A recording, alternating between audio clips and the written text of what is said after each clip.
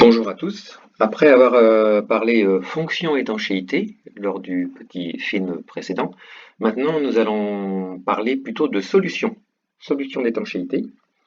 Et donc pour ceci, nous allons commencer par vous présenter des solutions qui permettent d'assurer des étanchéités statiques, c'est-à-dire des pièces qui ne bougent pas l'une par rapport à l'autre. Donc là, on peut parler par exemple de pâte à joint, lorsque la forme à étancher est complexe. Donc on l'a ici actuellement sur ces deux carters. On peut parler également de joints découpés dans différents matériaux, soit découpés dans du métal, soit découpés dans du papier, soit découpés dans de la fibre. Et là, on peut également assurer deux étanchéités entre deux pièces qui sont donc sans aucun mouvement l'une par rapport à l'autre. Le joint torique, qui lui permet également de réaliser une étanchéité statique. Et puis, si la forme est vraiment cylindrique entre les deux pièces, eh bien, on a également le joint torique qui est bien adapté. Maintenant, nous allons passer aux étanchéités dynamiques. Donc, la moins chère, non, pas forcément la moins chère, mais une qui ne nécessite pas de joint, c'est ce qu'on appelle une étanchéité par chicane. C'est-à-dire que là, on a l'arbre qui tourne, on a le moyeu qui est immobile, et l'on voit ici que les chicanes sont complexes, et donc on a du mal à atteindre l'intérieur du carter par l'intermédiaire de tous ces virages. Ensuite, on a bien entendu le joint torique qui est utilisé notamment dans les pistons de vérin. Mais là, on a un risque de frottement aussi plus important si les pressions sont importantes. Voilà ici à gauche le joint torique et voici ici à droite le joint quadrilobe.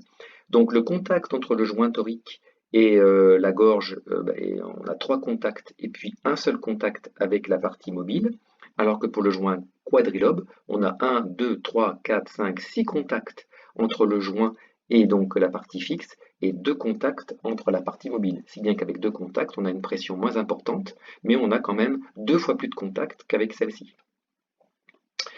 Ensuite, si la pression est importante, là on le voit, vous avez un joint torique qui en a une pression à l'intérieur ici de la gorge et un petit jeu entre la pièce femelle en bleu et la pièce mâle en orange, on va dire. Hein. On considère que c'est un piston de vérin avec son joint torique.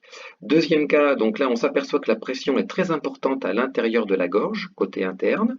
Et donc cette pression vient appuyer sur le joint torique qui va avoir tendance à rentrer dans la zone de jeu ici et provoquer ce qu'on appelle une extrusion et s'abîmer et augmenter la surface de contact entre la partie immobile et la partie mobile. Vous voyez la longueur de contact là entre le joint et là la longueur de contact qui est un petit peu moins importante, mais là comme il y a plus de pression, il y a plus de contact et plus de frottement.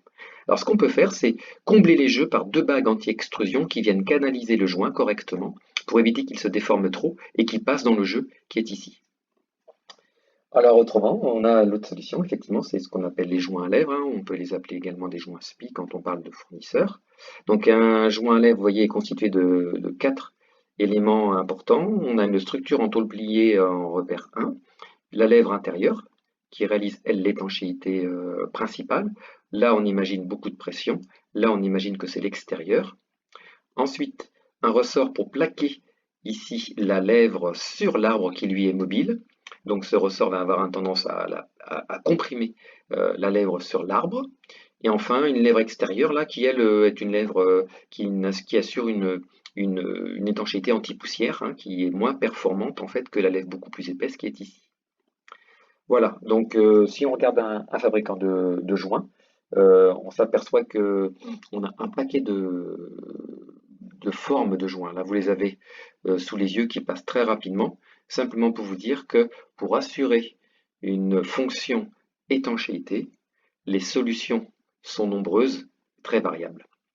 Voilà, j'ai fini. Alors maintenant, je vais vous proposer un petit questionnaire.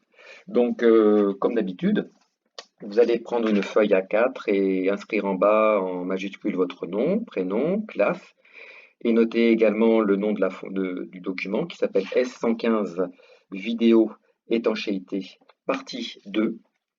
Et vous allez répondre par écrit en notant simplement le numéro de la question avant de répondre.